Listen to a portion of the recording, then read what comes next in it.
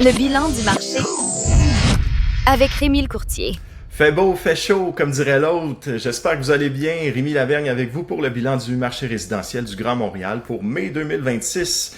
Il y a des belles températures, effectivement. Je vous parle en juin, bien sûr. Alors, on va tout de suite sauter dans le vif du sujet. Le marché immobilier est toujours vigoureux à Québec, mais en baisse à Montréal, comme c'est à Montréal qu'on s'intéresse. Mon bilan importe là-dessus. Donc, la baisse graduelle des ventes se poursuit et la pression sur les prix s'atténue. Qu'est-ce que ça veut dire dans les faits? Alors, il y a une baisse de vente de 7% pour le marché résidentiel par rapport à mai 2025. On retourne à la moyenne des 10 dernières années, donc il n'y a pas de grande surprise ici.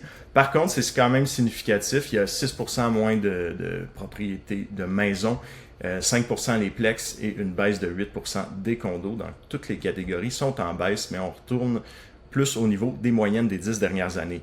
Pour l'offre, 14% de plus de propriétés sur le marché par rapport à mai 2025, c'est énorme. Ça fait 10 mois en ligne qu'on augmente le catalogue. Il y a de plus en plus de propriétés qui s'accumulent.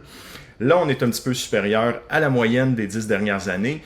Par catégorie, c'est 9% les maisons, 19% les condos et 9% les plex.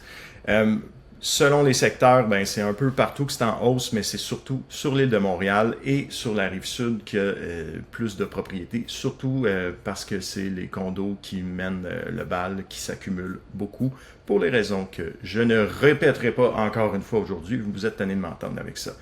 Le marché va se détendre un petit peu, ça va être un petit peu moins sous pression. Et ça va être les vendeurs qui conservent l'avantage, cela dit, donc faites-vous pas de fausses illusions si vous êtes acheteur, c'est toujours avantageux pour les vendeurs, sauf pour les condos dans les plus grandes villes et particulièrement à Montréal, au centre-ville, le marché est même favorable aux acheteurs. Ça, je pense que c'est la première fois que je le dis depuis que je fais des bilans mensuels, donc c'est un fait assez costaud. Et au niveau des prix, l'unifamilial a monté de 3% dans la dernière année, 6% les plex et 1% la copropriété. C'est un peu bas pour l'unifamilial, mais c'est une statistique d'un mois, là. Pour la copropriété, on sait que c'est bas pour les raisons qui s'en accumulent beaucoup. Pour le délai de vente, ça a réduit pour l'unifamilial 30 jours, réduction pour les plex 39 jours et un peu plus long à vendre un condo, 47 jours. Donc, on se fait compétition entre vendeurs, c'est bien normal.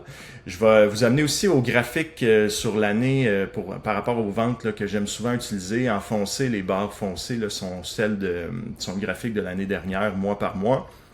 En plus pâle, on a cette année. Donc, on peut voir que cette année, jusqu'ici, jusqu'en mars, ça a beaucoup monté. On a eu une petite douche froide en avril. Mai a descendu, mais pas tant que ça. Donc, tout dépendant du recul en juin, on pourrait être surpris. Puis, ce serait quand même un bon mois malgré tout.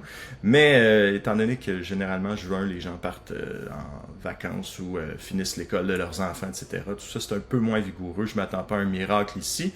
Et au niveau des inscriptions, ben, ça revient à ce que je disais. C'est en croissance depuis janvier et même avant. Donc, est-ce qu'en juin, il va y avoir encore plus de propriétés?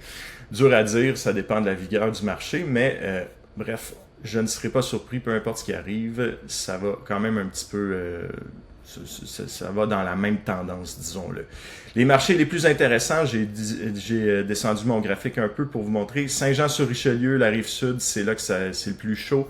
Où c'est le plus tranquille, même si ce n'est pas nécessairement, Île-de-Montréal et Vaudreuil. Ça fait quelques mois, par contre, que c'est comme ça pour Vaudreuil et l'Île-de-Montréal. Généralement, tout ce qu'on voit là, je parle tout le temps que l'influence vient de la guerre en Iran, mais là, c'est pas que ça. Il y a les conditions du marché du travail, il y a le taux de chômage qui a augmenté.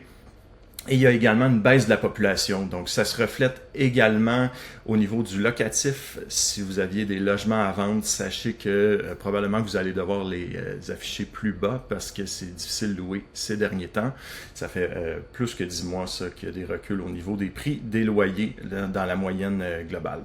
Qu'est-ce qu'on va surveiller pour juin? On va regarder le taux directeur. Il y a une annonce le 10 juin. Qu'est-ce qu'ils vont décider de faire suite à la récession technique qu'on vient de voir? Je sais que les données du dernier mois au niveau de l'économie étaient quand même encourageantes, donc ils vont peut-être choisir le statu quo à suivre. On va regarder ça ensemble, puis je vais vous souhaiter un bon début d'été qui s'en vient à pas rapide, très rapide même, puis on est déjà dans les températures, donc c'est déjà l'été entre vous et moi. On se reparle dans un mois, portez-vous bien, salut!